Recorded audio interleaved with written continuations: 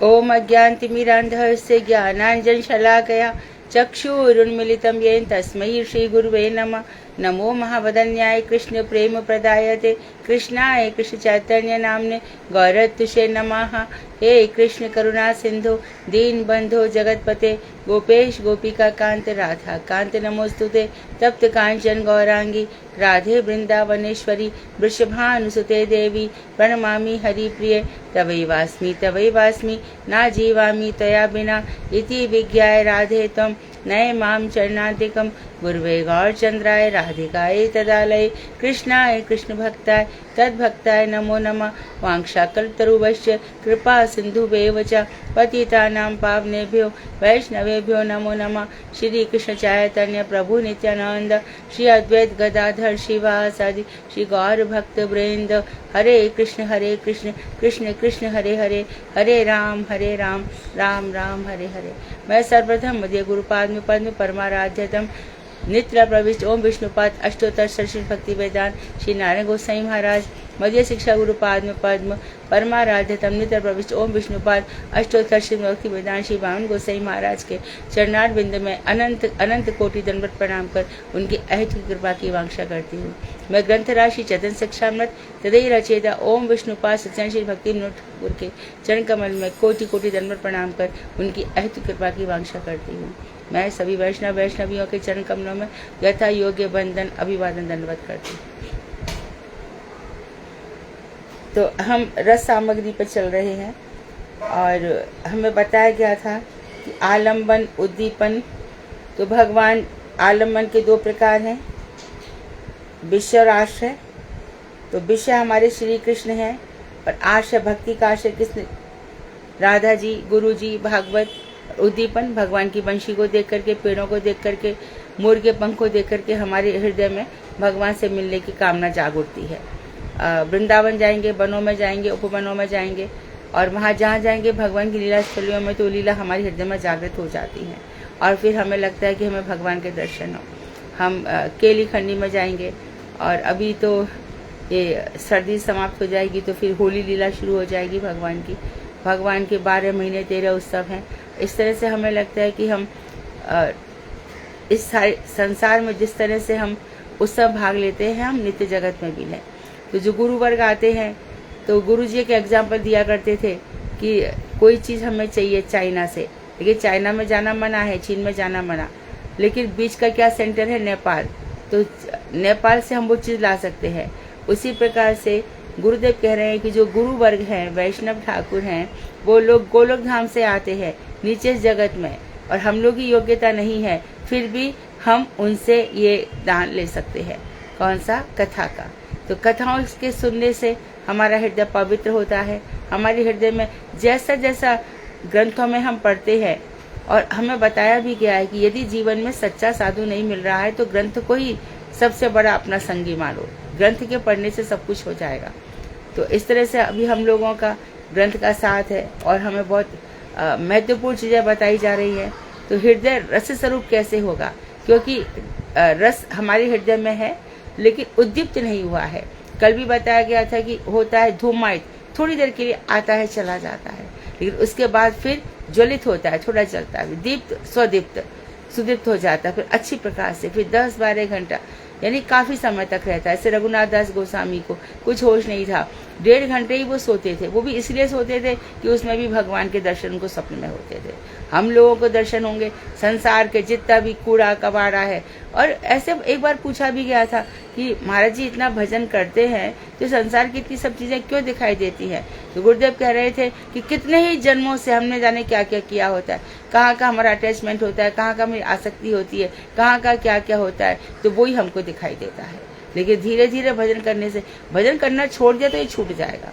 डरना नहीं है, घबराना नहीं है। और जैसे हम मानो किसी को टीबी रोग हो जाता है तो उसको 9 महीने तो इलाज करना ही पड़ेगा। तो इसी प्रकार से यहाँ भी है कि कितना किसका जितनी देर से होगा, किसी का कितनी जल्दी होगा, ये हिसाब किताब ठाकुर जी के पास रहता है। इसका हिसाब किताब और किसी के, हाँ ये उन्होंने कहा है कि मेरे भजन से सब कुछ हो जाएगा। तो हमें हरि नाम रोकना नहीं चाहिए। यद्यपि शुरू में बहुत तकलीफें, कष्ट आ सकते हैं, मन नहीं लग सकता, मन उछाड़ खा सकता है क्योंकि कुछ होता दिखता नहीं है, ऐसे में भी घबराना नहीं है। किसी प्रकार से। तो अब हम रस रूप की तरफ आगे बढ़ रहे हैं। हम पेज 382 पे थे। कहाँ से पढ़ना है? हरे कृष्णा दीदी, संचारी भाव और व्यभिचारी भाव। संचारी भाव और व्यभिचारी भाव, ठीक है। संचारी भाव या व्यभिचारी भाव एक ही है। संचारी जैसे कि नाम से स्पष्ट है, घूमते रहते हैं यहाँ से वहाँ, एक स्थायी नहीं रहते। स्थायी भाव तो बता दिया था, उसकी 5 रति भी बता दी थी, या तो मधुर रस रहेगा, या वात्सल्य रस रहेगा, या सख्य रस रहेगा, या शांत या दास्य रहेगा। ये स्थायी भाव है। और ये जो संचारी भाव है, ये कभी एक आ जाएगा, कभी दूसरा चला जाएगा। तो बता रहे हैं कि ये 33 प्रकार के है संचारी भाव। इनका नाम दिया है निर्वेद, विषाद। निर्वेद संसार से वैराग्य हो जाता है, बहुत समय तक नहीं रहेगा, है ना। फिर एकदम संसार को देख के घृणा आ जाती है। फिर विषाद, दुख होता है। और ये ऐसे संसार के देख के ऐसा भी होता है। और ऐसे भगवान श्री कृष्ण जब मथुरा की तरफ चल दिए, तब भी ऐसी स्थिति होती है। निर्वेद की विषाद, दुख, दैन्य, ग्लानि, ये सब इसमें बहुत अच्छे एग्जाम्पल दिए गए हैं। श्रम, गर्व, शंका। तुम लोगों के पास, किसी के पास भक्ति रसायन सिंधु है? त्रास, आवेग, उन्माद, अपस्मार, व्याधि, मोह, मति, आलस्य, जाड्य, बीड़ा, अभित्ता, भावों को छुपाना, स्मृति, वितर्क, चिंता, मति, उसके बाद धृति है, फिर हर्ष है, औत्सुक्य है, अमर्ष है, असूया है, चापल्य है, निद्रा है, बोध है, उग्रता एवं प्राप्ति। मैंने ये सब जैव धर्म में बताए थे। सारे जैव धर्म में मैंने विस्तार से बताए थे, परिभाषा के साथ, उदाहरण के साथ। क्या आप लोग फिर से सुनना चाहते हैं कि वहीं से सुन लेंगे? हाँ, बोलो, कुछ बोलो तो। जैव धर्म सुना नहीं था दीदी, दोबारा बता दीजिए। जैव धर्म से ही देख लेंगे ना तो। जैव धर्म में लिखे हुए नहीं है, जैव धर्म में लिखे हुए नहीं है। मैंने भक्ति रसायन में सिंधु से बताए थे। आप लोग दोबारा सुनना चाहते हो? दीदी दोबारा बता दीजिए एक बार। तो मेरे पास सपना दीदी है यहाँ पे, यदि वो 2 लाइन में बता सके तो। है क्या? कृष्णा दंडवत। हाँ, आप खोलोगी भक्ति रसायन में सिंधु के संचारी भाव, एक एक लाइन में ही बताना।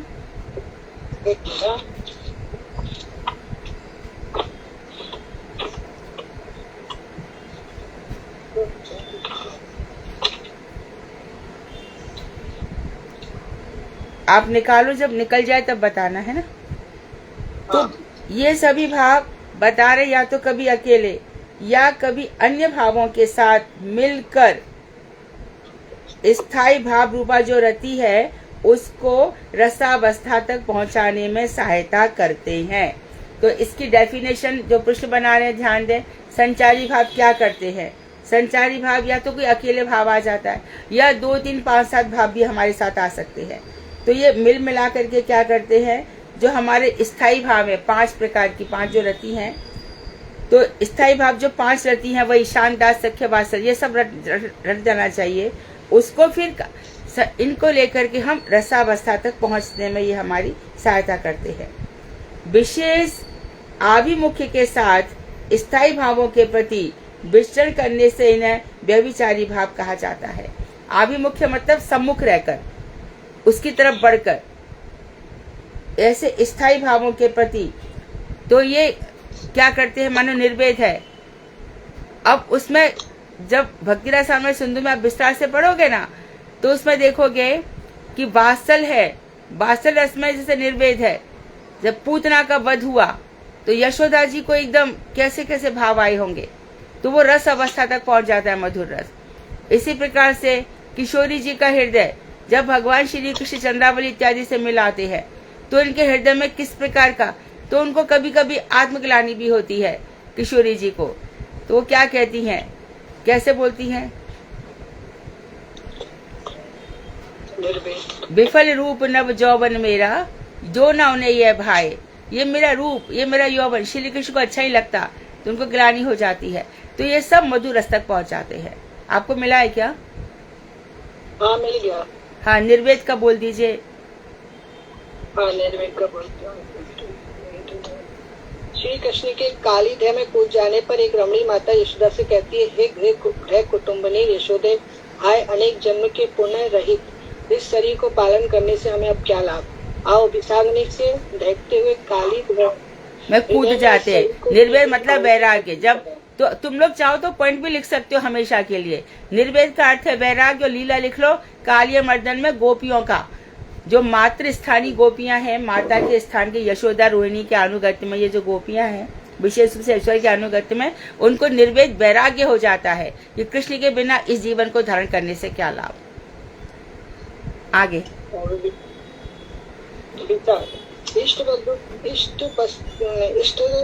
भ्रष्ट वस्तु के प्राप्त न होने से प्रारब्धिक कार्य की असिद्धि, विपत्ति तथा अपराध आदि से जो अनुताप होता है उसे विषाद। इष्ट वस्तु नहीं मिल रही है हमें, और उसके जो हमारी अभिरुचि यानी कि जो हमारी जिसमें रुचि है इष्ट वस्तु, वो हमें प्राप्त नहीं हो रही, उसका जो दुख है। डेफिनेशन देव प्रश्नोत्तर में भी आप पूछ सकते हैं। अनुराधा, सुधा, निशा, हेमा कौन कौन प्रश्न बनाते हैं आप लोग यहाँ पर?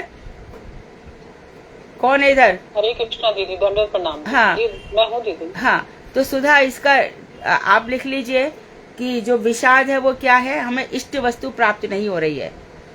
निर्वेद का अर्थ हो गया वैराग्य।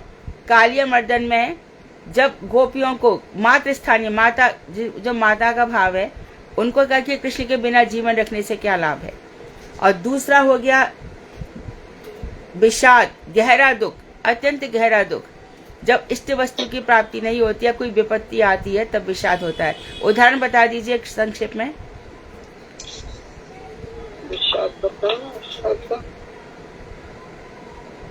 विषाद का गाया बताया ना, नीचे दिया होगा, श्लोक दिया होगा, उसका उदाहरण बताइए। विषाद का एक नंबर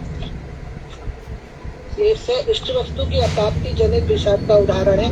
ये अज्ञातक श्री कृष्ण, मेरा शरीर जरा ग्रस्त हो गया है, वाणी भी विष हो गई है, मनोवृत्ति भी स्मृति रहित हो गई है, अथवा दर्शन रूप चंद्रमा भी दूर अवस्थान करता है।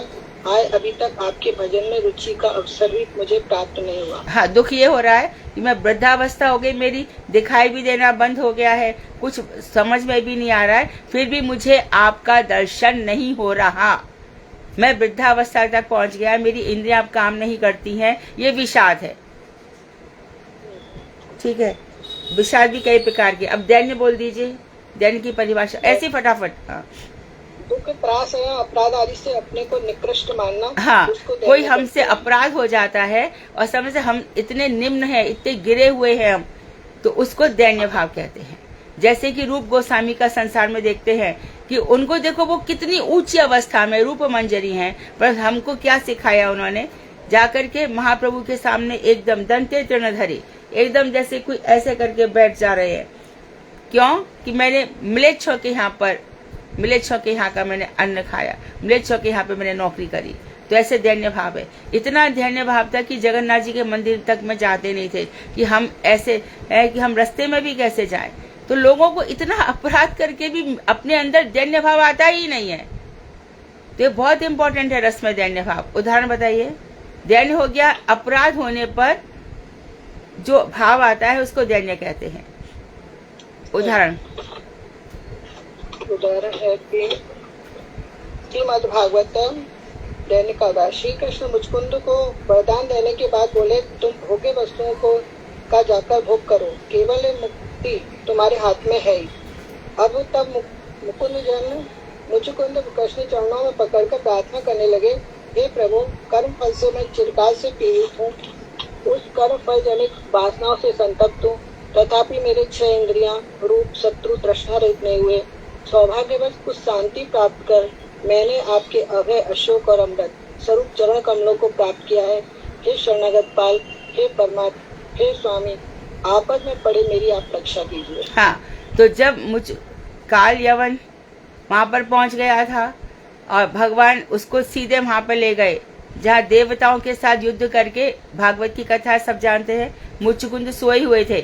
तो जैसे ही भगवान वहां पर, भगवान तो छुप गए, काल यवन सामने आकर के उनको लगा कि कृष्ण सोए हैं। काल यवन ने उठा करके पद प्रहार किया, बहुत जोर से अपना पैर मारा, ये सोच करके कृष्ण है, लेकिन वो मुचुकुंद थे। वो उठ करके देवताओं से उन्होंने वरदान लिया था कि मैं बहुत थक चुका हूं, मैं सोना चाहता हूं। तो वो उठ करके उनके आंखों में इतना ब्रह्म तेज था कि देखते ही काल यवन जलकर भस्म हो गया। तब भगवान ने कहा कि मुचुकुंद उठो, जाओ तुम भोगों को भोगो। तो उन्होंने कहा आपका दर्शन हो गया, भोग भोगना मुझे नहीं है। तो इस तरह से उन्होंने अपना दैन्य भाव प्रदर्शित किया। चौथा, जल्दी, ग्लानि। आप नीचे उदाहरण पे भी हाथ रखना जल्दी से। हाँ, जो शरीर का बलवर्धक तथा पुष्टिकारी है, जिसका अधिष्ठाती देवता चंद्र है, शुक्र से भी उत्कृष्ट कोई धातु विशेष को ओज कहते हैं। श्रम, मन, पीड़ा तथा प्रत्यादि आदि ओज के क्षय होने पर जो निष्णातता या दुर्बलता उत्पन्न हुई है उसे ग्लानि कहते हैं। हाँ, ओज तेज बल क्षीण होने पर हृदय में ग्लानि आती है। जैसे ये बताया ना कि मैं वृद्धावस्था तक पहुंच गया, मेरा भजन नहीं हो रहा, वो भी ग्लानि एक उदाहरण है। ग्लानि मतलब ओज तेज वीर्य नष्ट होने पर आत्मग्लानि होती है। हाँ, इस ग्लानि में कंप, अंगों की निष्क्रियता, वैबर्ण, कृष्णता तथा नयनों की चपलता आदि पैदा होते हैं। नहीं, हाँ, वो छोड़ दीजिए, आप उदाहरण बोलिए। उदाहरण है कि नंद ग्रह की अध्यक्षता घनिष्ठा श्री कृष्ण के लिए दधि मंथन कर रही है।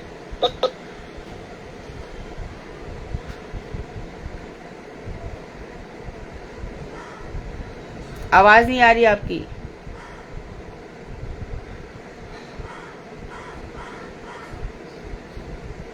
लगता है नेट में वो मुझे लगता है दीदी गलती से हाँ लेफ्ट हो गई, अभी ज्वाइन कर लेंगे वो वापस।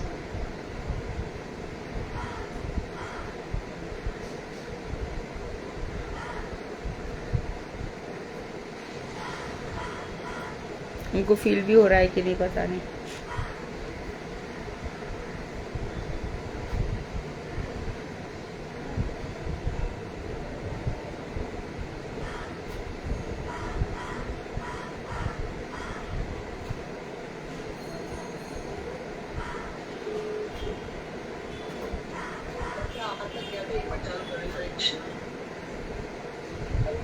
हाँ चलो, करो करो करो, जल्दी करो।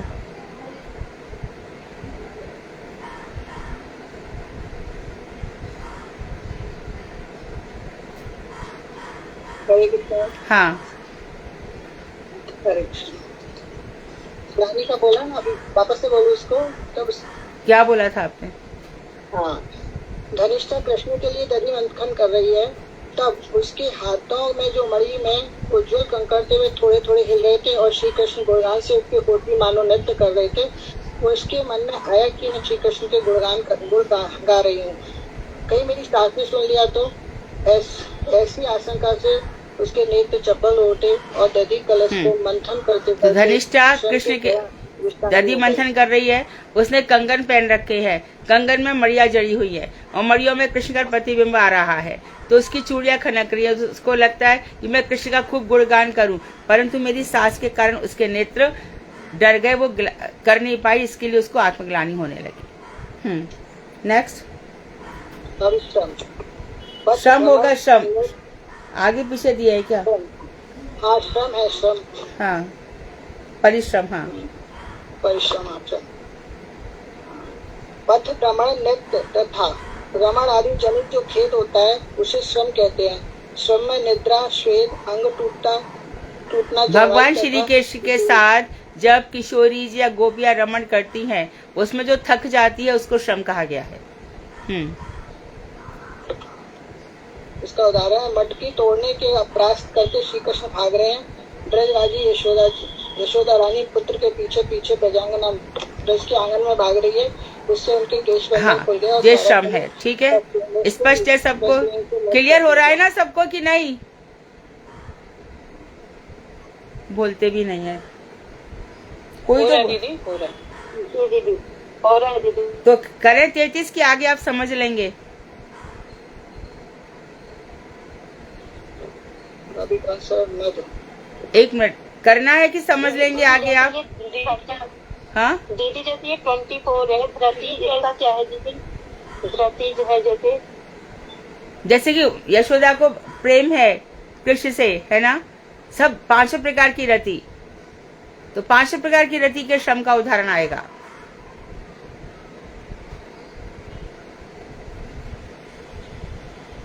अभी मध्य में गति का, अंगों का तथा वाक्यों का स्खलन होना होता है, नेत्रों का घूमना तथा लालिमा होती है। मध अभिमान आ जाता है, आंखें घूमने लगती हैं। इस प्रसंग में रुक्मणी हरण प्रसंग में जरासंध आदि के साथ युद्ध के समय मधुपान के मद में बलराम जी के केस खुल गए और कहने लगे कि चींटियों के समान राजाओं, डरकर तुम किस बिल में आज घुसे हो? हाँ। सची के क्रीड़ा इंद्र तू हंस रहा है, कृष्ण क्रोधित हो जाएंगे, वरना मैं भी। तो शिशुपाल के पीछे जब भगवान श्री कृष्ण रुक्मणी का हरण किया तो देखा द्वारका से कृष्ण अकेले चले आ रहे हैं, तो बलराम ने कहा अकेले चला गया है, तो पीछे पीछे आगे थे उनकी रक्षा के लिए। और जब शिशुपाल उनके साथ युद्ध कर रहा था तब उन्होंने, बलराम जी वारुणी मदिरा के से मत इसलिए रहते हैं, क्यों रहते हैं कि उनको संसार की तो सुध बुध है नहीं, भगवान श्री कृष्ण की सुध है। वैसे हमारे नित्यानंद ठाकुर है, अवधूत वेश में है, वैसे हमारे लक्ष्मण भैया हैं, उनको कुछ मालूम नहीं है, भगवान श्री राम और श्री सीता जी के चरण युगल ही उनके सब कुछ है। इसी प्रकार से नीचे शेषनाग के रूप में वो पूरी पृथ्वी को अपने सिर पर टिकाए हुए हैं, वो भी किस लिए, उनको भी कुछ मालूम नहीं है, कथाओं पे कथाएं कहते रहते हैं। तो यहाँ वारुणी का अर्थ ये समझ लेना चाहिए, भगवान शिशुपाल की रक्षा के लिए। आगे बताइए। और गर्भ पे इस सौभाग्य रूप मद, यौवन, गुण, सर्वश्रेष्ठ वस्तुओं के आश्रय तथा इष्ट वस्तु की प्राप्ति के कारण, कोई हम इष्ट वस्तु प्राप्ति हो जाए, सौभाग्य हो जाए, अपने रूप का, धन का ये सब ये गर्व है। यहाँ धन नहीं आएगा, अपने रूप का या सौभाग्य की वस्तु की प्राप्ति हो जाएगी। उदाहरण है बिल्व मंगल का एक प्रश्न, बलपूर्वक तुम मेरा हाथ छुड़ाकर चले जा रहे हो, इसमें क्या बड़ी बात है? यदि तुम्हें हृदय से चले जा सको, हृदय से जब निकसोगे तब जानूंगा, तो कृष्ण से कहा था। तो 3-4 उदाहरण है, एक ही पढ़ा, एक नहीं, वो सभी रति के आएंगे ना, आप एक ही पढ़िए। शंका, अपने को चोरी लगने के अपराध तथा दूसरे की क्रूरता आदि से अपने अनिष्ट की संभावना को शंका कहते हैं। इस शंका में मुख का सूखना, वैवर्ण, इधर उधर देखना तथा छिपना आदि लक्षण हुआ करते हैं। हाँ, तो ऐसा करते हैं कि इसका ना PDF बना के भेज देंगे, चलेगा? हाँ, काफी है अभी तो, क्योंकि बहुत है इसमें, कम से कम 2 दिन चलेगा दीदी, चलेगा, है ना PDF। कुछ तो जैव धर्म के भी नोट्स जिसके पास होंगे ना दीदी, वो काम आएंगे इस वक्त। तुम्हारे पास है? संचारी मेरे पास है दीदी, है। हाँ, तो उनको भेज दो, और बाकी सपना जी PDF बना के भेज देंगी। परंतु बेसिक तो समझ में आ गया ना कि ये 33 भाव होते हैं, और इन सब उदाहरण तो आप लोग पढ़ के समझ लेना। और दीदी तो आपने जैन धर्म में भी पढ़ाया था, ये हमें हाँ। वो ध्यान भी आ गया कि इस तरीके से हमें आपने जैन धर्म में बहुत अच्छे से पढ़ाया था। बहुत एक हाँ। मतलब उसका क्या होता है, कौन सी लीला, कैसे होता है, सब बिल्कुल आपने राइट। और वो जैव धर्म की क्लास कौन सी है वो ध्यान नहीं है, नहीं तो सुन लेते सब लोग। मैं देख लूंगी दीदी, उसमें पता चल जाएगा मुझे, मैं फिर उसमें ग्रुप में डाल दूंगी। हाँ, आपको भेज दूंगी मैं। हाँ। प्लस मैंने जो 33 पॉइंट्स बनाए थे ना दीदी, इसमें हाँ। कुछ आपका जो मतलब एग्जैक्टली वो लैंग्वेज नहीं है जो सपना दीदी ने बोली, जो मैंने अपनी बुद्धि से समझ में आया, मैंने वैसे लिखा है। किसी को हेल्प मिलेगी तो मैं आपको भेज दूंगी। हाँ, और मैं सपने से भक्तिरास सिंधु का PDF भी भिजवा दूंगी, तो तुम लोग समझ लेना अच्छे से, क्योंकि जो पढ़ रहे हो ना उसको ठीक से समझो। तो ये हो गए व्यभिचारी भाव। ये कृष्णा दीदी, हाँ, कृष्णा दीदी, हाँ दीदी जो क्लास में भी आपने पढ़ाया था, तो हमने अलग अलग ग्रंथ से पढ़ा था, तो दीदी प्लीज वो भी आप, अगर वो भी हो सकता है शेयर, तो प्लीज वो भी करवा दीजिए। कौन सा दीदी वो जो भाव थे ना दीदी, स्थायी भाव नहीं कर पाई थी, तो सुन। हाँ जी दीदी, हाँ आप नहीं दीदी स्थायी भाव नहीं था, लास्ट क्लास में था, बुधवार को पढ़ा था ना उसमें, 4-5 भाव पढ़े थे ना, 6 दैन्य और शांत और श्रम। जी दीदी, ये वाले बोल रहे। हाँ जी दीदी। ठीक है। सहारता परार्था स्वेच्छा शांति। रति के भेद पूछ रही हो? हाँ जी दीदी, हाँ हाँ केवला और हाँ जी, चंचला। हाँ जी। ठीक है, हाँ उसका जी, भी हाँ जी। PDF बनवा के भिजवा देंगे। तो Thank you, दीदी। हाँ ठीक है। तो ये सभी भाव बताया था अभी, कभी अकेले या कभी सब मिल करके स्थायी भाव रूपा जो रति है उसको रसावस्था तक पहुंचाने में सहायता करते हैं। विशेष आभिमुख्य के साथ, यानी कि जैसी रति होती है उसके साथ, पांचों रति में चलते ये भाव ध्यान रखना है ना, पांचों ही रति में शान, दास, सख्य, वात्सल्य, और जैसा होगा कभी यशोदा जी के साथ, कभी राधा जी के साथ, गोपियों के साथ, चंद्रावली आदि के साथ, सखाओं के साथ, ये सब के साथ चलते हैं।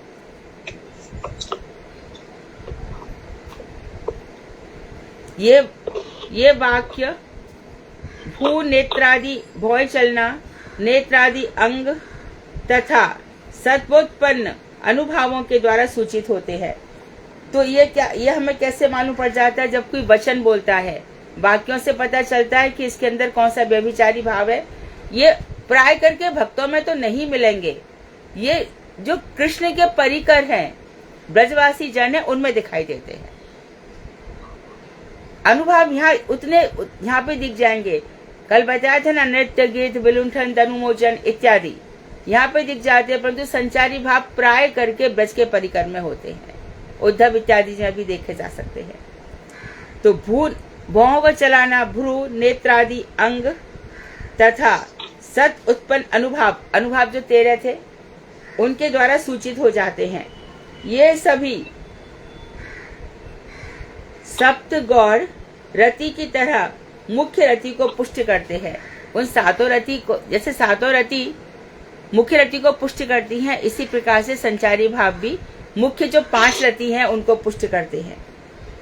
भावों की गति को संचारित करने के कारण इन्हें संचारी भाव कहा जाता है। भावों की गति को आगे बढ़ाते हैं। देखो, भाव नहीं होगा तो कुछ भी नहीं होगा, सब सूखा है। भाव, सब कुछ खेल भाव का ही है। भाव सूख गया तो सब सूख गया। भाव सूखने वाली वस्तु है ही नहीं। भाव तो बहता है, जो भरा नहीं भावों से, बहती जिसमें रसधार नहीं, वो हृदय नहीं पत्थर है। तो अपने भावों को जगाए रखना चाहिए। इसे क्यों भक्ति रसामृत सिंधु ग्रंथ किस लिए पढ़ा जाता है? कि ये जो परिभाषाएं दी हैं, ये रूप गोस्वामी ने दी है, और परिभाषाओं के साथ जितने टर्म्स हैं उनको एग्जाम्पल्स भी दिए हैं। और एग्जाम्पल अपने मन से नहीं दिए हैं, शास्त्रों से उठा करके दिए हैं। हमारे भक्ति विनोद ठाकुर, रूप गोस्वामी, सनातन गोस्वामी की वैशिष्ट्य ये रहा कि उन्होंने अपने मन से कुछ नहीं लिखा, सब पुराणों से ऑथेंटिक लिखा है।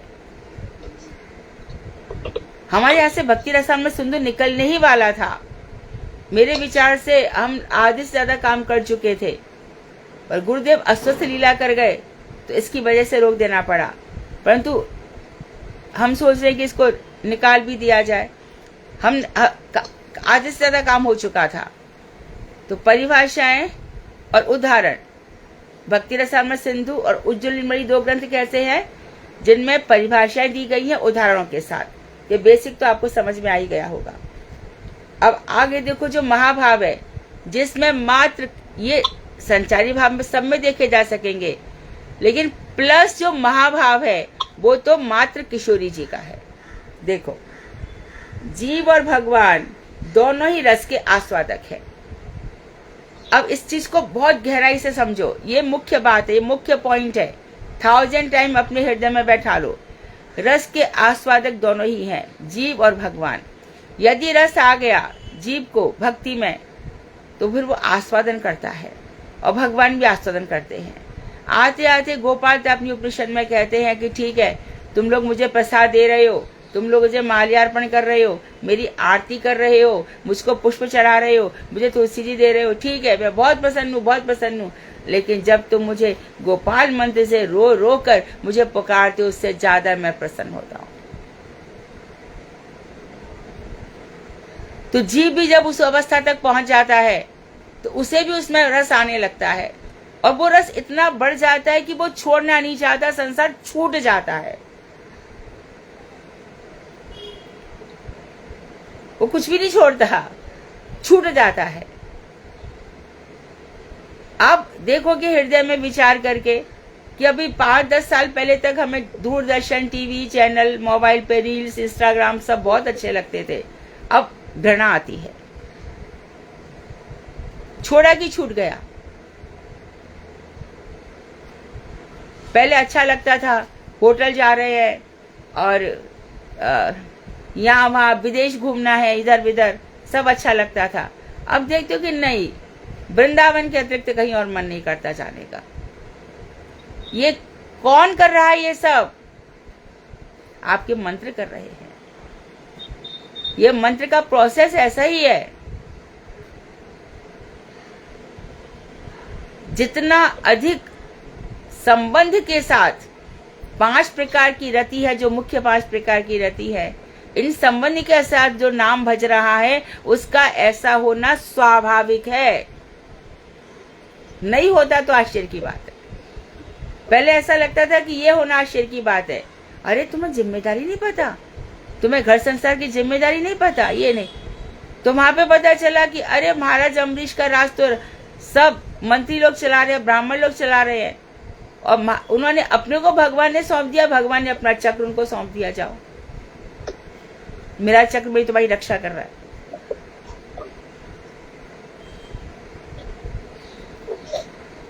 तो सब भावों की गाढ़ता जितनी होगी, गहराई एक जब तो जीव और भगवान दोनों आस्वादन कर रहे हैं। भगवान जब जीव एकदम शुद्ध आत्मा हो जाता है, वेदांत कहता है कि जैसे एक घोड़े को पानी डाल दिया जाए और वो एकदम सारे बालों को झाड़ करके उठ करके शुद्ध साफ होकर के खड़ा हो जाता है, इसी प्रकार से जीव भजन करते करते एकदम निर्मल शुद्ध हो जाता है। अभी भी उसके अंदर यदि मद है, अभिमान है, मत्सर है, ये सब तो समझ लेना भक्ति अभी छू तक नहीं गई उसको भक्ति नहीं छू गई अभी तक। झूठ बोलता है, घमंड करता है, यहाँ वहां की करता है और बातें करता है। जीवा देती ना, जीवा कतरनी के समान चलती रहती है, तो मत समझना इसकी भक्ति है। अधजल गगरी छलकत जाए, भरी गगरिया चुपके जाए। जो कम भक्ति करते हैं वो ज्यादा दिखाते हैं, और जिनकी भक्ति वो बोलेंगे अभी हमारा कुछ भी नहीं है। पर कोई नाटक करे ना, ज्यादा कुछ है भी नहीं, अरे मैं सबको बोल दूं मेरा कुछ नहीं है, पर वास्तव में भी नहीं है, वैसे भी नहीं है, दिखाने के लिए नहीं।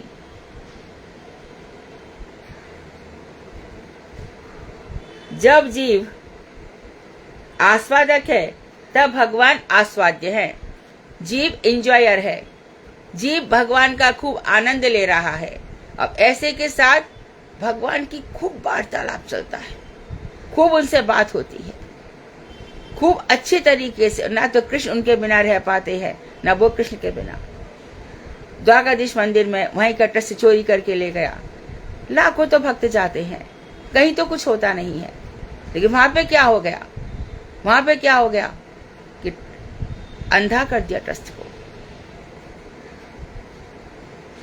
ट्रस्टी को अंधा कर दिया। वो वहीं पर सब सामान छोड़ करके भागा। एक व्यक्ति रोज कोर्ट में जाता है, वकील बिना दर्शन किए नहीं जाएगा। इतनी बरसात हो गई, पूरे वृंदावन में पानी पानी भर गया, नहीं जा पाया मंदिर भी, अंदर तक पानी पूरा नीचे के भर गया था, और कोर्ट में जाना जरूरी था। और कोर्ट में देखो उसका सब काम चल रहा है। गुरुदेव ने क्यों छोड़ी नौकरी? क्यों छोड़ी? दरोगा थे ना, फाइलें कहाँ है, प्रेशर आया ऊपर से, अंग्रेज लोग थे ना। तो बस मैं जहां पे हाथ रख दूं, हे भगवान वही फाइल हो जाए।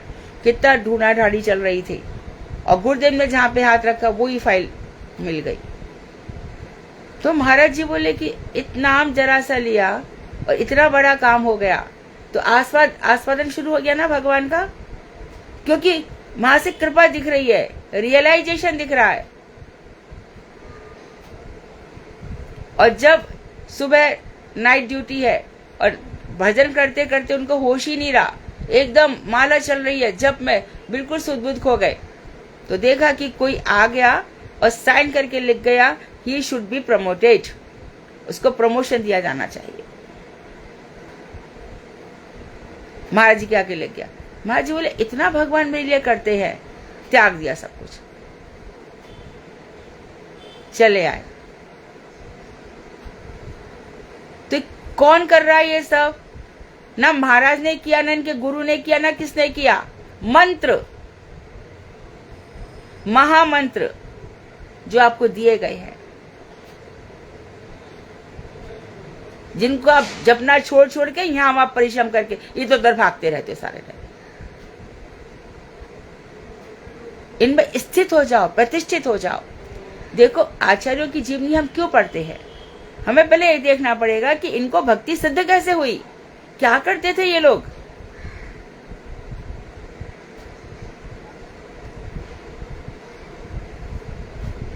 तो भगवान आस्वाद्य हैं, तो विषय, उद्देश्य, लक्ष्य सब कुछ भगवान है।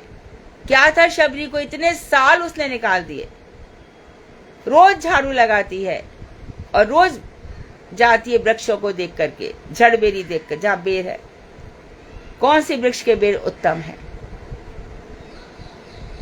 क्या था निषाद में। और फिर गुरुदेव अपनी खुद बता रहे कि मुझे राम दरबार दिखाई दिया, राम सीता लक्ष्मण हनुमान जी, गुरु जी को दर्शन दिए। तो वो तो खुद लालयित रहते हैं भक्तों को दर्शन देने के लिए।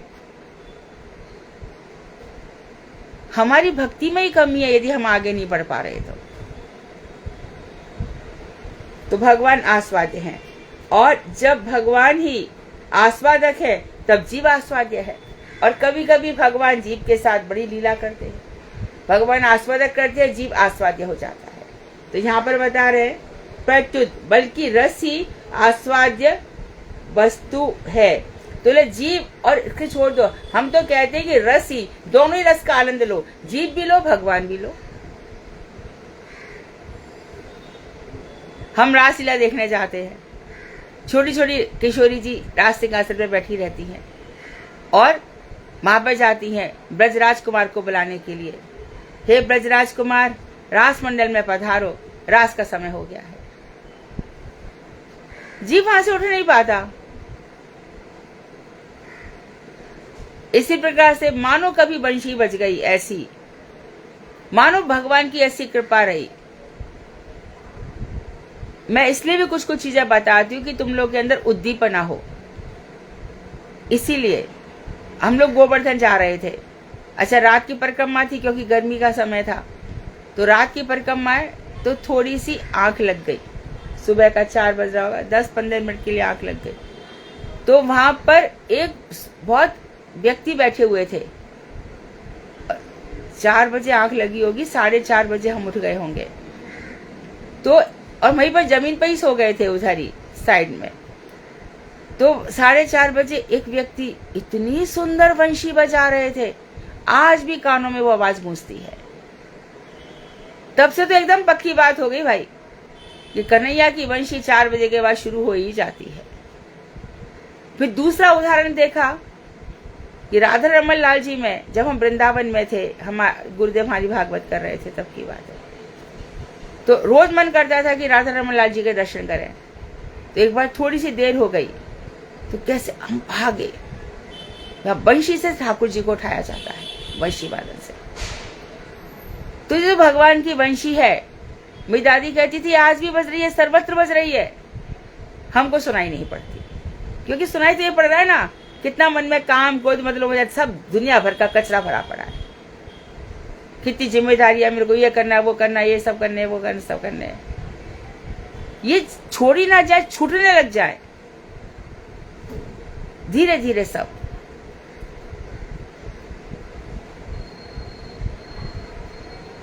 तो जीव आस्वादक हो जाता है। तो वास्तव में रस ही आस्वाद की वस्तु है।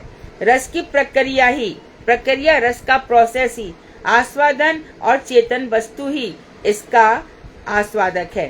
तो रस की प्रक्रिया जो रस का प्रोसेस है, इसका आस्वादन होता है। और चेतन वस्तु ही, चेतन वस्तु अर्थात चेतन जीव है, चेतन भगवान है, वो ही इसके आस्वादक है।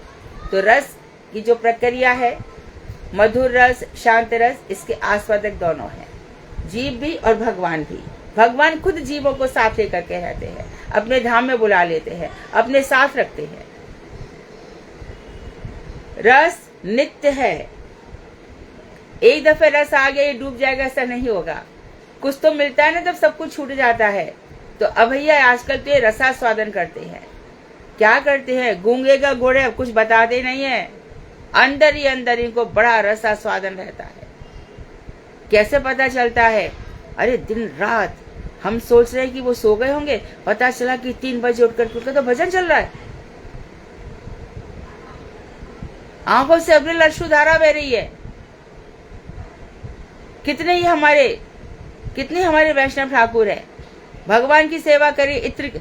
इत्र लगाऊंगा ठाकुर जी के चरणों में, इत्र उनको बहुत प्रिय है। इत्र लगाऊंगा, सुंदर इत्र। मैं कहती हूँ महंगा है पर इतना सा लगाओ, पर सबसे सुंदर वस्तु भगवान को दो, थोड़ी दे दो ना। ऐसे वैसे से एडजस्टमेंट कभी मत करना। बढ़िया से बढ़िया वस्तु ठाकुर जी को दो, तो उनके चरणों में लगाओ। थोड़ा सा रुई से लगा दिया, पास में रख दिया।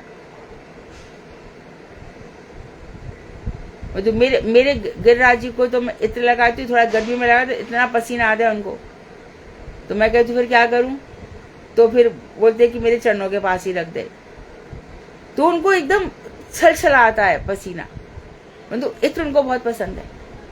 अभी जाड़े हैं, हर घर में आप लोग केसर लेकर आओ, और कम से कम 24, 25, 26 जनवरी तक ठाकुर जी को केसर का दूध पिलाओ। सर्दी लग रही ना उनको, और कुछ नहीं हो सके, घर में हीटर है तो बहुत ही अच्छी बात है। तो सुबह सुबह ठाकुर जी को हीटर में गर्म रखो, नहीं तो एक थोड़ी सी एक सिगड़ी दे दो, उसमें थोड़ा सा कोयले वगैरह डाल दो। मुझे तो बम्बे तो सुलभ नहीं है, पर मैं अपनी दादी को देखती थी, वो मिट्टी की अंगीठी रखती थी, उसमें कोयला डाल करके भगवान को ताप देती थी। गर्मी आ जाती थी तो उनकी रात को सौंफ भीग जाती थी, कभी कभी उबालती भी थी, और बस रख करके एकदम ठंडा कुंजे में भर के रख देती थी। छोटा कुंजा था उनका। तो दिन रात भक्त भगवान का रस ले रहा है और भगवान भक्त का। और अब देखना, ऐसे ऐसे भक्ति के भाव मन में उठेंगे, 1000 प्रकार के। आज तो ऐसा भाव उठ रहा है ठाकुर जी की ऐसी सेवा हो।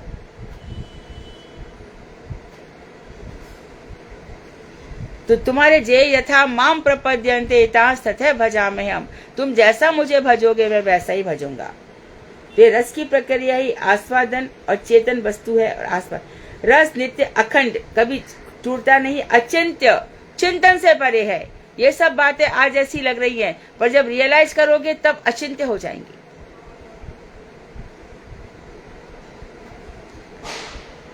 बहुत सारी बातें याद आ रही हैं। ये कैसा रस अचिंत्य होता है एकदम, तुम इसको रियलाइज कर लोगे। अचिंत्य एवं परमानंद स्वरूप है, फिर कहां भूख प्यास लगती है, सोचो तो जरा।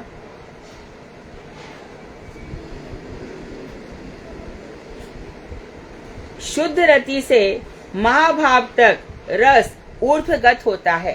पहले तो शुद्ध रति आएगी, और ये शुद्ध रति से धीरे धीरे ये रस महाभाव तक जा सकता है।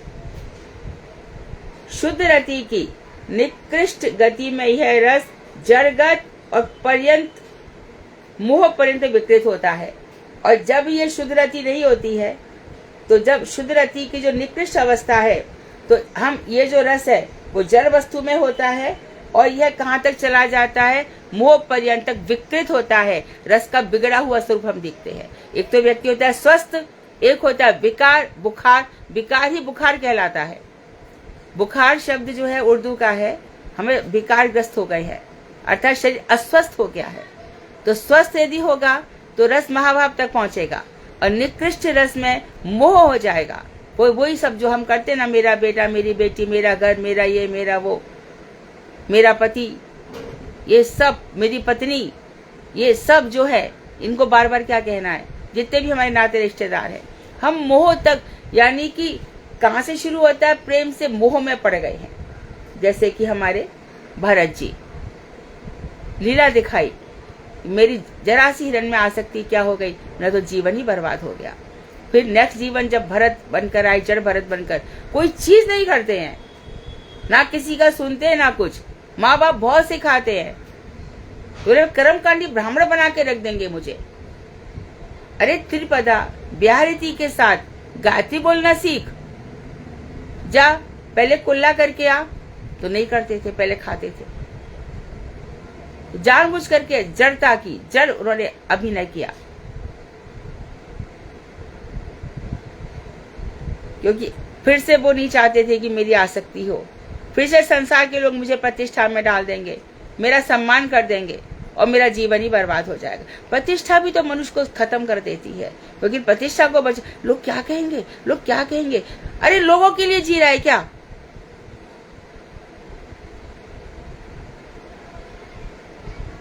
लोग क्या है? नश्वर प्राणी, अपना तो ठिकाना नहीं है। तुम्हारे लिए क्या कहेंगे? और एक चीज है, तुम लोगों के लिए क्या कहते हो? कुछ कहते हो क्या? तुम्हें तो होश ही नहीं है। तो लोग तुम्हारे लिए सोचने के लिए बैठे हैं क्या? कौन जीता है लोगों के लिए? तो ये रस महाभाव तक ऊपर ही ऊपर जाता है। शुद्ध रति की निश्चित गति में ये मोह तक चला जाता है। विशुद्ध बुद्धि युक्त व्यक्ति ही इसकी उपलब्धि कर सकते हैं। जिनकी बुद्धि बिल्कुल शुद्ध हो चुकी है उनको ही रस की प्राप्ति होगी। बुद्धि शुद्ध कैसे होगी? मंत्र जाप से और गुरु वैष्णवों के साथ बिल्कुल गहरे संबंध से, और बल्कि तो उनकी सेवा से। प्रश्न, सेवा और प्रणाम, 3 चीजों से हो जाएगी। वैष्णवी कृपा कर सकते हैं। 0.1 कृपा ठाकुर जी की कभी कभी देखी गई, जैसे कि राजा नृक गिरगिट योनि में चले गए तो उनके ऊपर थोड़ी सी भगवान की कृपा देखी गई।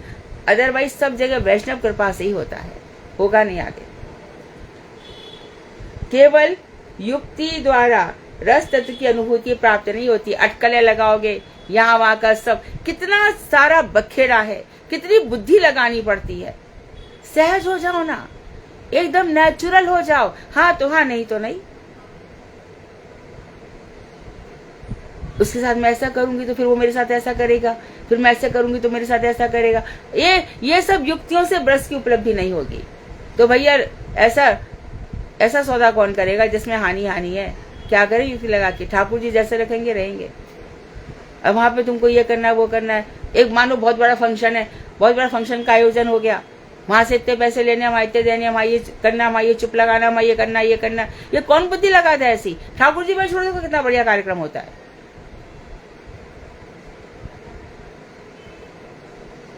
उसी में और फिर कितना दोष बन जाता है। त्याग करना सीखो। जाने दो, ये भी जाने दो, ये भी जाने दो, भी जाने दो। हमारे शंकर जी ने हलाल विष पी लिया, अंदर भी नहीं जाने दिया। बहुत सारी बातें मन में आएंगी, मैं क्या डालूं, क्या डालूं, क्या डालूं। अरे कौन कहे, छोड़ो ना, ये तो रोज कर कुछ ना कुछ होता रहेगा। दवा डालो, खत्म कर दो इन सब चीज, फिर मन ही नहीं लगेगा, फिर जल्दी उन्नति हो जाएगी और रति हमारी शुद्ध हो जाएगी। हम दूसरों के पचड़े में क्यों पड़े? दूसरों के कार्य तो हमारे सारे दोष बनते हैं ना। दूसरों को लाइफ से निकालो।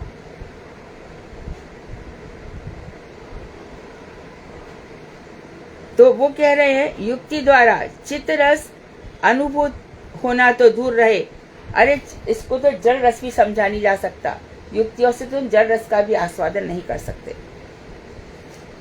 विभाव, अनुभाव, सात्विक और व्यभिचारी। तो स्थायी भाव, फिर विभाव आलम्बन उद्दीपन, अनुभाव नाचना गाना इत्यादि, और फिर सात्विक भाव 8 और व्यभिचारी भाव 33। आज के बाद कोई इनको भूलेगा नहीं। इन चारों भावों की यथा योग्य योजना द्वारा रस तत्व की प्रकट अवस्था सिद्ध होती है। जो लोग आस्वादन के अधिकारी हैं वे ही रस तत्व को समझ सकेंगे। सब कुछ बता करके कह रहे हैं कि भैया तुम्हारे आस्वादन कर सकते हो, क्षमता है तो तुम इस रस तत्व को समझ पाओगे, नहीं तो नहीं। जड़ रसाश्रित व्यक्ति कदापि परम रस के अधिकारी नहीं हो सकते, और अभी भी जिनका जड़ रस में मन है वो इस रस का अधिकारी नहीं हो सकता। तो बहुत ही संक्षेप में, बहुत ही सुंदर ढंग से उन्होंने बताया है। अब बहुत ही बढ़िया चैप्टर है द्वितीय धारा, उपासना भाव में ही रस तत्व का विचार है। और यहाँ पर अब बताएंगे उपासना किसको कहते हैं। तो मैं इसको, उपासना जो है इसका नया टॉपिक है। संसार की सारी वासना ही उपासना बन जाती है। वासना सब कैसी होती है, बड़ा ये सब अब जैव धर्म से काफी आगे यहाँ पर निकल गए हैं। जैव धर्म में रस के विचार तक छोड़ा और हमारी 11 दशाएं और पंच दशाएं 11 भाव तक छोड़ दिया, वहां पे रस विचार खत्म कर दिया। अब इसमें और भी आगे आ गए। तो इस चैप्टर को हम मंगलवार से शुरू करेंगे। कठिन है, गंभीर है और हृदय पर अत्यंत प्रभाव डालने वाला है। उपासना किसे कहते हैं, कैसे होगी? तो सोमवार को प्रश्न उत्तर जल्दी से फटाफट, जैसे बिल्कुल देर मत करो। अभी अच्छे प्रश्न बने हैं, प्रश्न और एक उत्तर, प्रश्न एक उत्तर लिख के रख लो। ये सब चीजें मैं आपको एक चीज और बताती हूँ। मैं जब वेदांत का काम कर रही थी ना, तो उसमें कई सारी पुस्तकों के उदाहरण थे, एग्जाम्पल, कई सारी पुस्तकें। और मैं कोई पुस्तक कभी से संकलन कर रही थी, जहां देखती थी उठा लेती थी, जहां देखती थी उठा लेती थी। और बहुत पुस्तक तो कभी मैं पढ़ भी नहीं पाई, समय जितना था उतना पढ़ लेती थी। पर देखा कि संग्रह करके रखा, अब वो कितनी काम आ गई। और इतना ही नहीं, ला करके भी देती थी सबको, अनुराधा दीदी को, सपना दीदी को, ये सब जितने सब, शैला जी, सबको ला के भी देती थी मैं। डॉक्टर दुष्यंत हैं, गिरधर डागा, कितने लोगों को मैं ला के भी देती थी। अधिकार आते आते ही आता है। तो वेदांत में सबकी जरूरत पड़ी। मुझे कब से था कि मैं भागवत की श्रीधरी टीका पढ़ूंगी, श्रीधरी टीका पढ़ूंगी। पिताजी की दुकान थी किताबों की, तो मैं जब भी जाती, अरे रुक जा, अभी पिताजी को चिंता होती थी किसी घर गसी छूट जाएगी, ये सब दर, अब अगली दफे आओगे तब दूंगा। मेरे को हमेशा ये करते रहते थे। वो तो मैं अपने भाई से बात बना के ले आती थी। पिताजी तो ऐसे ही करते थे मेरे साथ। अब वो श्रीधरी टीका मेरे इतनी काम आई अनुवाद करते समय। तो अब जो तुम लोग नोट्स बनाओगे ना, ये तो संग्रह करके रख रहे हो, तुम देखोगे कि ये 2-4 साल बाद जब ये इस अवस्था तक पहुंचोगे, तुम्हारे लिए संजीवनी बूटी का काम करेंगे। मैंने भेजा भी था, बामन गोसाई महाराज कह रहे हैं कि ग्रंथी सबसे बड़े साधु, इनका संग करो। आप किसी मेले तमाशे में जाते हो, कभी अच्छा मानो भागवत हो, वहां पर जाते हो, वहां सभी तरह के होते हैं ना, कनिष्ठ अधिकारी भी होते हैं, मध्यम भी होते हैं, उत्तम अधिकारी भी होते हैं। हमारा किसके साथ बैठना उठना हो जाए कह नहीं सकते, पर ग्रंथ तो हमेशा उत्तम है ना, इसका साथ करने से सब ठीक हो जाएगा।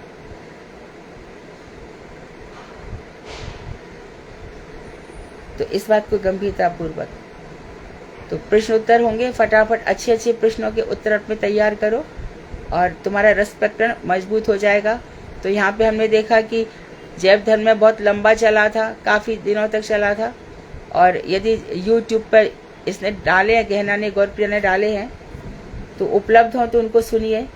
और अब हमारा ये यहाँ पे तो ये काफी आगे तक पहुंचेंगे। ये बहुत ही गंभीर ग्रंथ है। वांक्षा कृपतरुवैश्य कृपा सिंधुभ्येव च पतितानां पावनेभ्यो वैष्णवेभ्यो नमः।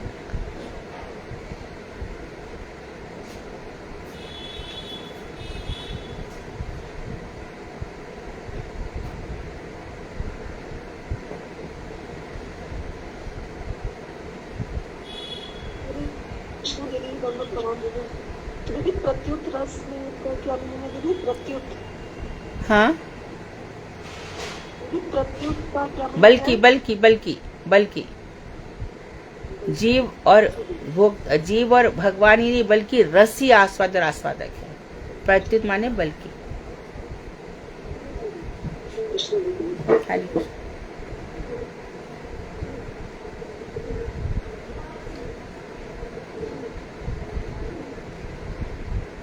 और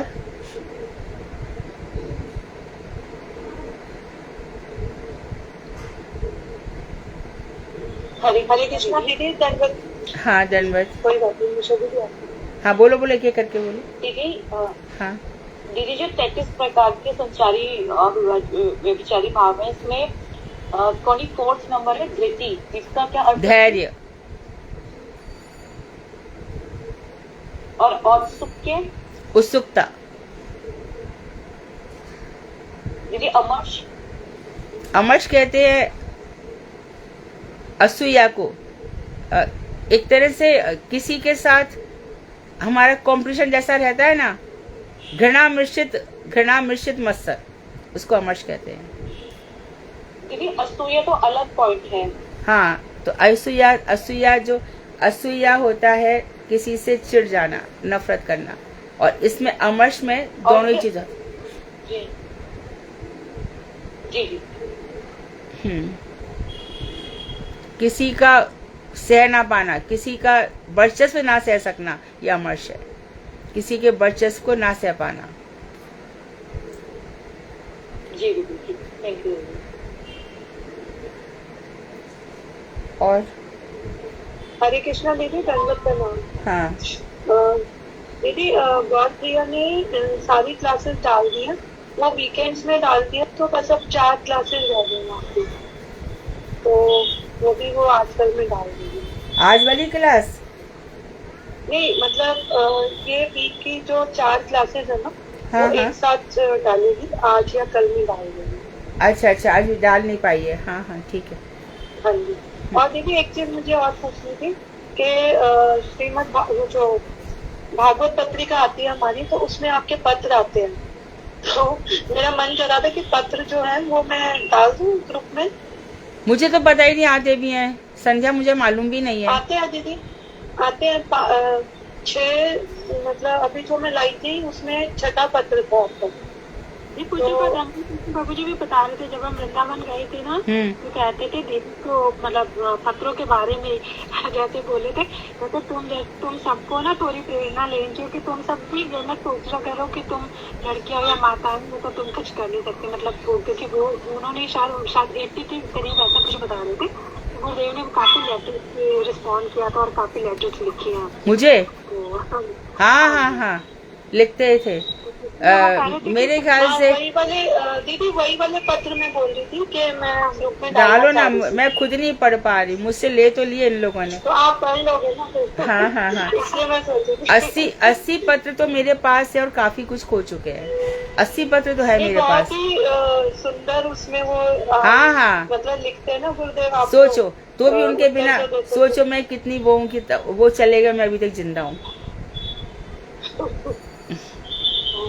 पता नहीं क्या था। मैं बहुत अच्छा लगता है, मधु बेटी और इस तरीके से संबोधित करते हैं ना, तो बहुत ही अच्छा लगता है पढ़कर। तो मतलब सारा आपको उसमें शिक्षा भी कई बड़ी उसमें बड़ी दी हुई है पत्रों में। पूरा मेरा जब विवाह तो नाम का ही, तो मेरे को बोलते थे तेरे को चावल का कण बीनने के लिए मैंने तेरा विवाह नहीं किया है। एक पत्र में भी है, चावल का कण बीनने के लिए तेरे को नहीं भेजा है मैंने। मेरा ये करो, तुम ये करो, तुम ये करो, ये करो, और विवाह नहीं करती तो पिताजी ने क्या, उन पिताजी तो गुरुदेव को मेरे पिताजी से ही चिढ़ हो गई मेरी शादी करने के कारण। मेरे को अखंड सरस्वती भी कहते थे तू विवाह मत कर, मैं तेरे को मैं अभी कृष्ण से मिला दूंगा, तू विवाह करना ही मत। परंतु पिताजी का इतना प्रेशर था ना, क्या कर सकती हूँ। अभी सोचो, विचार करो। आपको आध्यात्मिक माहौल मिला या नहीं दीदी? अरे वो तो मैंने बना लिया, कौन परवाह करता है, मिलता थोड़ी है। Freedom can not be given, it is won. कौन तुम्हारे, मैं तो रोज ही बोलती हूँ कि तुम्हें कोई यहाँ पे कुछ अच्छा करने के लिए नहीं आया है। अभी संध्या होगी तो गौर प्रिया को आगे बढ़ा देगी, पर ऐसा सौभाग्य किस किस का होता है बोलो।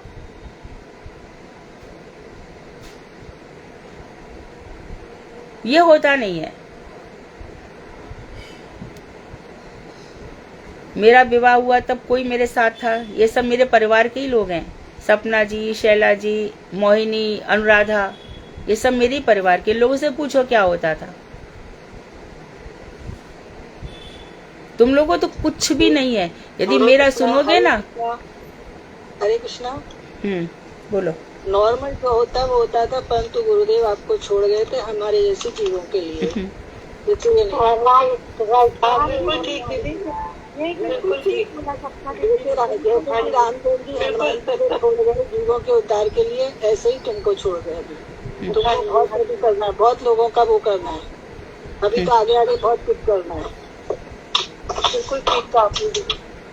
पहले तो ये करते, फिर वहां से गीत गोविंद से अनुवाद करवाना शुरू किया, और गीत गोविंद, फिर भक्ति रसामृत सिंधु भेजा, फिर राय रामानंद संवाद भेजा, प्रेम संपूर्ण, चमत्कार चंद्रिका, वे सब कुछ भेजते ही चले गए।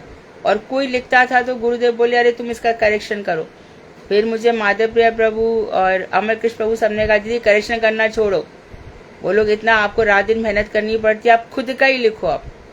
तो उन लोगों ने फिर छोड़ करके फिर मैंने बाकी जो ग्रंथ थे, तो करेक्शन में मुझे पूरा ही बदलना पड़ता था, और नाम सबका जिया जाता था ग्रंथ में कि वो भी लिख रहे हैं। अब एक भी नहीं लिखता, अब कहाँ गए जाने सब। तो ये लोग मुझे चिल्लाए दोनों कि आपको कोई जरूरत नहीं है, करेक्शन से अच्छा खुद का लिखो।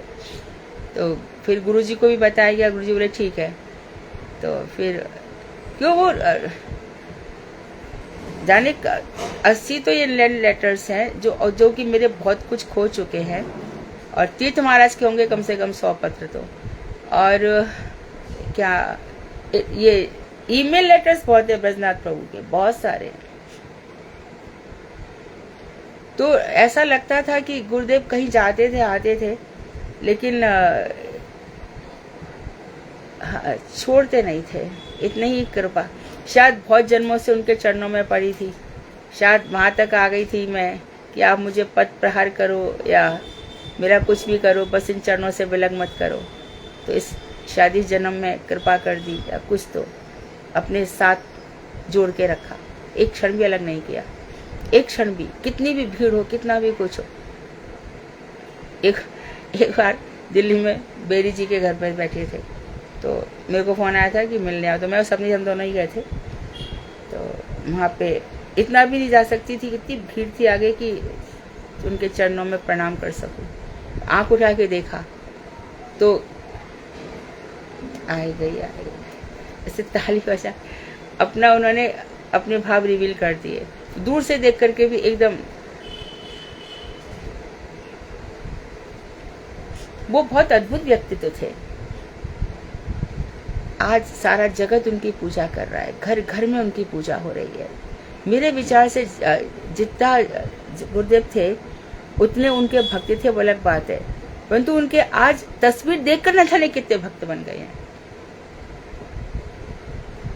उनकी महिमा सुनकर, गुरुदेव की मधुर स्मृति जो प्रोग्राम चला उसमें लोगों के सब सुनकर, और चुप की बात यह कि हर किसी को लगता है कि गुरुदेव मुझसे सबसे ज्यादा स्नेह करते थे। अभी हमारे यहाँ पे उषा जी होंगी तो वो अभी सबसे पहले बोलेंगी मुझे सबसे ज्यादा स्नेह करते थे, और तो सीधी बोलेंगी मेरे साथ स्नेह वो किसी से नहीं करते। ऐसा आनंद देते थे सबको। उषा जी आप हैं, वो होंगी तो सबसे पहले बोलेंगी। ऐसी उनकी महिमा थी। जैसे कृष्ण बैठते थे ना वन भोजन में, तो चारों तरफ सबको लगता था कृष्ण मेरी तरफ ही देख रहे हैं, ऐसे गुरु जी का था। गुरु जी जिसकी जैसी योग्यता रही होगी या हमारी जैसी योग्यता है, वैसे ही उनका हमारे ऊपर कृपा वर्षण रहेगा। हमारी योग्यता में कमी होगी तो वो क्या कर लेंगे। हाँ, कोई और प्रश्न है?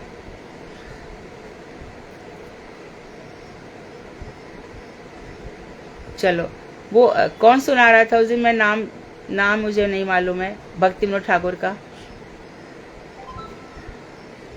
है आज वो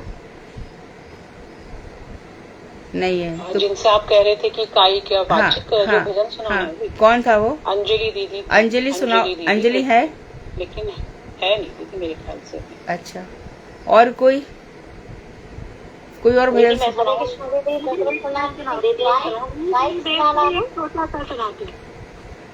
गुरुदेव का काइक सुनाना। हाँ, काइक सुनाओ। कौन सुना रहा है? अंजलि सुना रही है। पहले दीदी काइक तो नहीं, दीदी मैं सुना काइक, मैं सुनाऊं काइक पहले, ये दीदी सुना रही है अनुराधा दीदी, उसके बाद में। ठीक है दीदी ये वाला एक तो वाचिक है, जैसे कि मानस देख हाँ, वो से सुना दिया था वाचिक। अच्छा, और एक काइक एक मानसिक है। हाँ जी दीदी, और काई चीजें हमार बालिते प्रभु आर के नाही तुम्ही हमार और माता पिता बंधु भाई बंधु द्वारा सुख सुता तब दास दासी। आप सुना रहे दीदी? सुना दो। नहीं आप बोल दीजिए दीदी, किसमें क्या बात कीजिए। नहीं आप सुनाओ। अरे आप मत करो, सुनाओ। एक जन वो सुना, एक जन वो सुना। है सर्वस्व तोमार चरणी सपिया पड़छे तोमारा घरे तुमी को ठाकुर तोमारा कुकुर बलिया जाना हमोरे बलिया जाना हमोरे पड़छे तोमारा घरे बांधिया निकटे हमारी पाली बे रही तो तुम्हारा तुम्हारे धरती पर जाने रे हंसते ना दीबो राखी हो गाडेर पारे राखी हो गाडेर पारे रही हो तुम्हारा द्वारे भवानी जाना परता परविया उच्चिष्ट राखी बेजा हमारा भोजन परमानंदे प्रतिदिन बेता प्रतिदिन बेता उच्चिष्ट राखी बेजा बसिया सोएगा तुम्हारा चरण सतत नाचीते निकट जाइबो जखना डाकी बे तुमी जखना डाकी बे तुमी चिंते बसतत निजेर पोषण कबुना भाविबो रहिबो भावेर भारे भक्ति विनोद तुम्हारे पालक बलिया बारन कारे बलिया बारन कारे रहिबो भावेर भारे सर्वस्व तुम्हारा चरणी सोपिया पड़छे तुम्हारा घरे तुम्ही तो ठाकुर तुम्हारा कुकुर तुम्ही तो ठाकुर तुम्हारा कुकुर बलिया जाना हमारे प्रभु हे प्रभु हे प्रभु हे प्रभु हे मुझे दया करो मुझे कृपा करो दया करो मुझे कृपा करो ठाकुर भक्ति विनो ठाकुर भक्ति विनो भक्ति विनो ठाकुर भक्ति। शालू तुम इस कार से पढ़ो। शालू हरे कृष्णा दीदी। हाँ अर्थ पढ़ो इसका। हाँ हे प्रभु मैं अपना सब कुछ आपके चरणों में समर्पित कर आपकी शरण में पेज नंबर बोलो शालू। 122 122। हे प्रभु मैं अपना सब कुछ आपके श्री चरणों में समर्पित कर आपके घर में आपकी शरण में पड़ा हुआ हूँ। कृपा आप मुझे अपना कुत्ते यानी कि कुत्ते के रूप में दास के रूप में स्वीकार करें। आप मुझे अपने निकट बांधकर पालोगे तो मैं आपके घर के दरवाजे पर रहकर प्रतिकूल लोगों को अंदर नहीं आने दूंगा तथा उन्हें आपके घर से बहुत दूर भगा दूंगा। आपके निज जन प्रसाद सेवा कर जब आपके यहाँ मतलब आपके जो निज जन है वैष्णव जन प्रसाद सेवा कर जो उचित रख देंगे प्रतिदिन मैं आनंद पूर्वक उसी को ग्रहण करूंगा। मैं सोते बैठते हुए निरंतर आपके श्री चरणों का स्मरण करता रहूंगा तथा जब आप मुझे बुलाएंगे तो मैं आनंद से नाचते नाचते आपके निकट आऊंगा।